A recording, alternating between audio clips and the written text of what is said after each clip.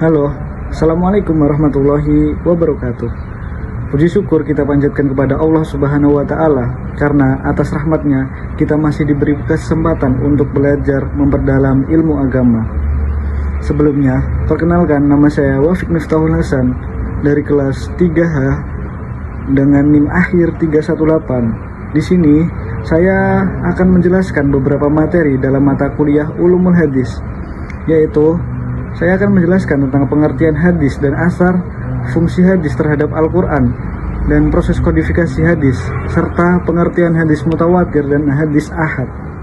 Silahkan simak penjelasan saya. Langsung saja kita di pembahasan pertama. Secara bahasa, kata hadis berarti perkataan, berita, atau cerita.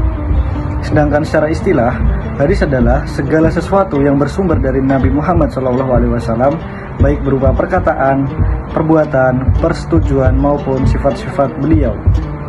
Dengan kata lain, hadis merupakan sumber hukum Islam kedua setelah Al-Quran, yang menjadi pedoman bagi umat Islam dalam menjalankan kehidupan sehari-hari.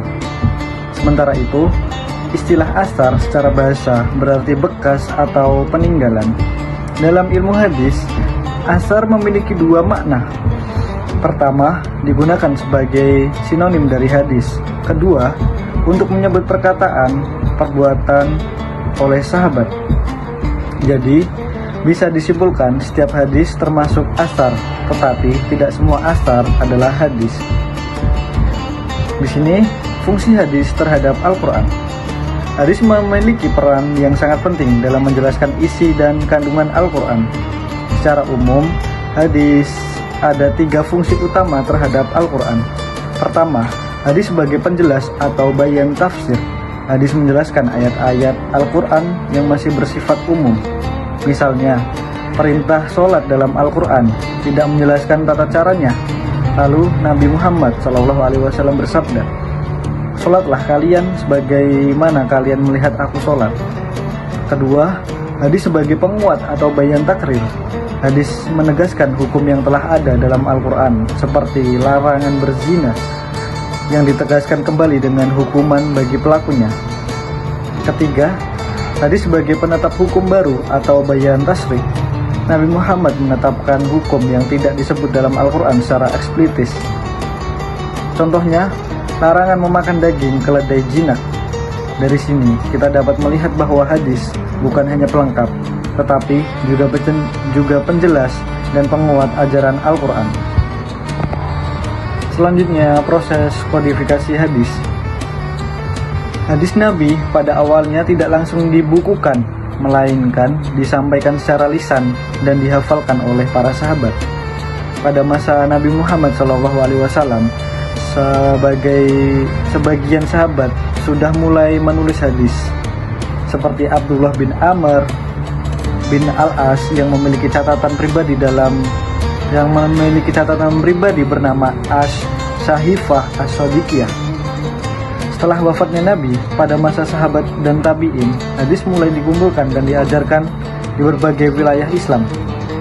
Lalu, pada masa Khalifah Umar bin Abdul Aziz, sekitar awal abad kedua Hijriah, beliau memerintahkan agar hadis dibukukan secara resmi untuk mencegah hilangnya ajaran Nabi. Dari sinilah dimulai era kodifikasi hadis dengan tokoh-tokoh besar seperti Imam Malik yang menyusun kitab Al-Muwatta. Kemudian pada abad ketiga hingga keempat Hijriah muncul ulama besar seperti Imam Bukhari, Imam Muslim, Abu Dawud, Imam Tirmidzi, Nasai, dan Ibnu Majah yang menyusun kitab-kitab hadis berdasarkan kriteria yang sangat ketat. Sejak itu, hadis-hadis sahih tersusun rapi dan menjadi rujukan umat Islam hingga hari ini. Selanjutnya, saya akan menjelaskan tentang perbedaan hadis mutawatir dan hadis ahad. Berdasarkan jumlah perawinya, hadis terbagi menjadi 2, yaitu hadis mutawatir dan hadis ahad. Hadis mutawatir adalah hadis yang diriwayatkan oleh banyak perawi di setiap tingkatan sanad, sehingga tidak mungkin mereka sepakat untuk berdusta. Hadis jenis ini memberikan keyakinan yang pasti atau disebut qati as-subut. Contohnya, hadis tentang jumlah rakaat sholat 5 waktu.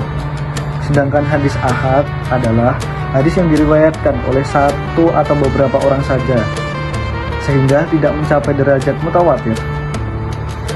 Hadis ini memberi keyakinan yang bersifat dugaan kuat atau zani as-subut. Hadis ahad terbagi menjadi 3, yaitu gharib, aziz, dan masyhur.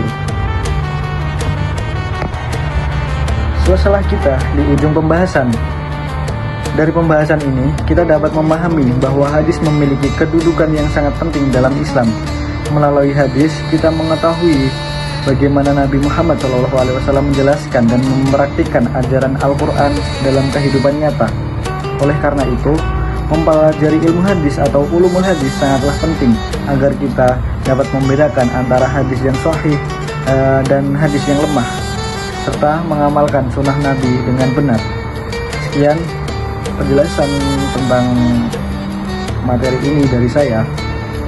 Assalamualaikum warahmatullahi wabarakatuh.